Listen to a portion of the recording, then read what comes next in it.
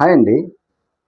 మనం ఈరోజు సాంప్రదాయ కట్టెల పొయ్యిలో రుచికరమైన బిర్యానీ అయితే ఎలా తయారు చేస్తామో చూడబోతున్నామండి. ఇప్పుడు మీరు చూస్తున్న ఈ పెద్ద గిన్నెలో ముందుగా నూనె వేసి ఉల్లిపాయలు, పచ్చిమిర్చి, క్యారెట్ ముక్కలు వేసాం. వెజ్ కదండి, ఈ విధంగా వేసుకున్నాం మేము. మరి సుగంధ ద్రవ్యాలను బాగా వేయించి కలుపుతూ కట్టెల పొయ్యి మీద నెమ్మదిగా వండడం వల్ల మసాలా సువాసన బాగా పెరుగుతుందన్నమాట. నేను చూసాను కదా, ఈ విధంగా 2 పొయ్యిలు అయితే పెట్టాము మేము. ఇటు చిన్న రైస్, ఇటు పెద్ద రైస్ అనమాట. ఈ విధంగా పెట్టాము. కట్టెల పొయ్యి మీద మంచి సువాసన అయితే వస్తుందండి. ఆ పొగ కూడా చాలా బాగుంటుంది. చూసారు కదండి, ఇది పెట్టబోతున్న ఇలాగా మంటల్లో అనమాట. చాలా చక్కగా ఉడుకుతుంది. గ్యాస్ ప్రాబ్లం వల్ల మేమైతే ఈ విధంగా వండుకుంటున్నాము.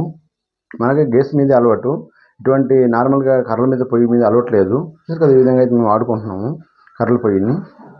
కట్టెల పొయ్యి వాడడం వల్ల మంచి రుచి శ్వాసన అయితే వస్తుందండి.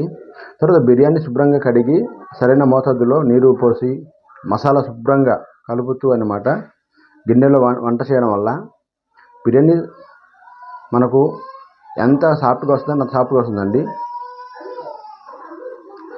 మసాలా అయితే వేసుకున్నాం. చూసారు కదా, అన్ని విధంగా మసాలాలు మనం పెట్టుకుంటూ 2 బిర్యానీ వేస్తున్నాం కదా, 2 గిన్నెలు మీకు చూపిస్తున్నాను నేను. చూసారు కదా ఫ్రెండ్స్, ఈ విధంగా అయితే మనం సాల్ట్ కొద్దిగా గల్లుప్పు వేసుకుంటున్నాం. గల్లుప్పు వల్ల టేస్ట్ అయితే చాలా బాగా వస్తుందండి. ఈ విధంగా మనం వేసుకున్నాం. మేము కావాల్సిన మసాలా మనకు 10 కేజీలు తగ్గట్టుగా వేసుకున్నాం మేము ఈ మసాలా. చూసారు కదా, ఇది ఈ విధంగా అయితే మసాలా వేసుకుంటున్నాం మేము. వేసుకున్న తర్వాత ఇది నీళ్ళు అయితే పోసుకుని తగ్గట్టుగా స్మాల్ రైస్ అండి, ఇది నార్మల్ పలావ్ అనమాట. ఇది చికెన్ పలావ్, ఇది వెజ్ పలావ్ వండుతున్నాం మేము. ఇది ఈ విధంగా అయితే మనం వండుకుంటున్నాము.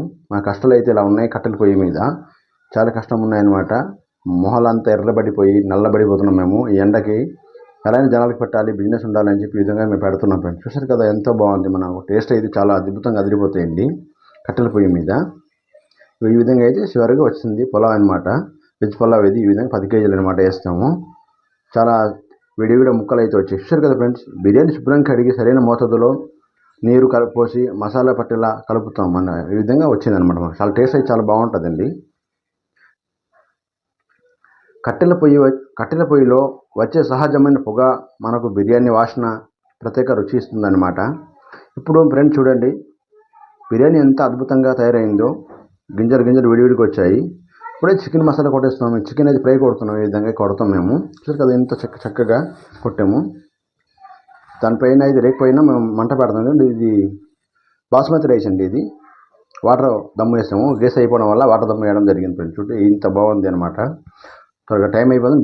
ఈ విధంగా వేసుకున్నాం మేము వాటర్ దమ్ము అనమాట. ఎంతో బాగుంది. విడివిడిగా శ్వాసన అయితే చాలా బాగుంది. కర్రలు పొయ్యి కదండి.